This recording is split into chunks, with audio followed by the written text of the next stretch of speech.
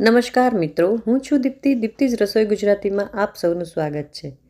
આ આટલા સરસ મજાના કલરનો જે જોઈ રહ્યા છો ને તમે, એ મુખવાસ છે, આંબળાનો મુખવાસ।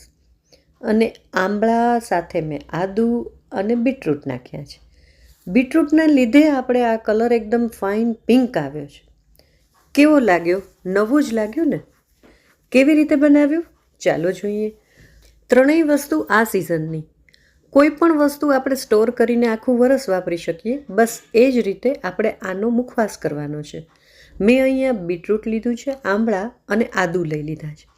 ત્રણેયને હું એકદમ સરસ સાફ કરી, બીટરૂટ અને આદુની છાલ છોલી અને ત્રણેય વસ્તુને ખમણી લેવાના છે।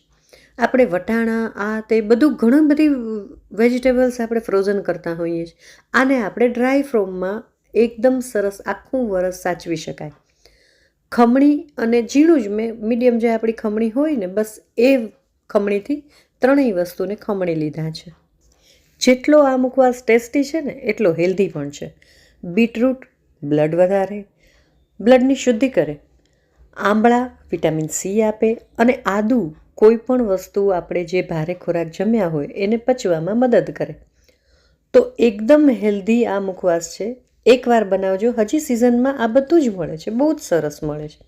તો મેં અહીં ત્રણેય વસ્તુ ખમણી લીધી છે, તમે જોઈ શકો છો।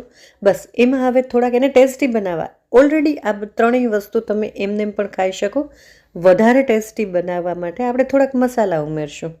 તો પહેલાં તો આ બધી વસ્તુને મિક્સ કરી લેશું।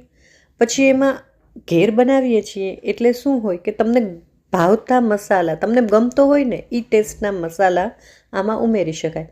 કોઈ પણ વસ્તુ ફિક્સ નથી, જે વસ્તુ ગમે એ ઉમેરો, ન ગમે એ કાઢી નાખો। અહીંયા સ્વાદ પ્રમાણે મીઠું અને સંચળ નાખ્યા છે। સંચળ પણ તમને ગેસ એસિડિટીમાં પચવામાં મદદ કરે।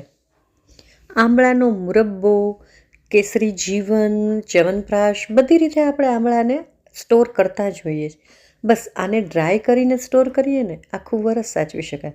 હવે આમાં આપણને મુખવાસ બનાવીએ છીએ, જે જમ્યા પછી પચવામાં આપણને સારું રહે, જમેલું પચી જાય એના માટે હોય છે। એટલે મેં એમાં 2 ચમચી અજમો નાખ્યો છે। હવે આને વધારે ટેસ્ટ આપવા થોડીક સાકરનો ભૂકો, ખડી સાકરનો ભૂકો કરી નાખ્યો છે અને એ મેં આમાં નાખ્યો છે। એટલે ગળાશ ખટાશવાળો ખૂબ સરસ આપણો આ મુખવાસ રેડી થશે। હજી આમાં લીંબુ નાખવાનું છે, બસ આમ મિક્સ કરતા જાય। જો આનો જ્યુસ કાઢી નથી નાખવાનો હો, નહીતર તો એના પોષક તત્વો જતા રહે। આપણે એને ડ્રાય કરી નાખશું।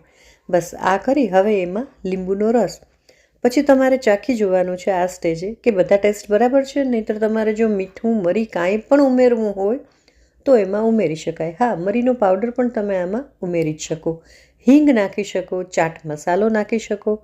બસ આ બધું આ થઈ જાય ને એટલે એને 2 થી 3 દિવસ તડકામાં સૂકવી દેવાનો છે। તડકો ન આવતો હોય તો તમે ઘરમાં એકદમ પોળું કપડા ઉપર કરી દો અથવા તો થાળીમાં, બસ સુકાઈ જાય એટલે તમારો જો 3 દિવસમાં મારો આ મુખવાસ સુકાઈ ગયો હતો, મેં તડકામાં સૂકવ્યો છે। કલર જુઓ તમે કેટલો સરસ આવ્યો છે।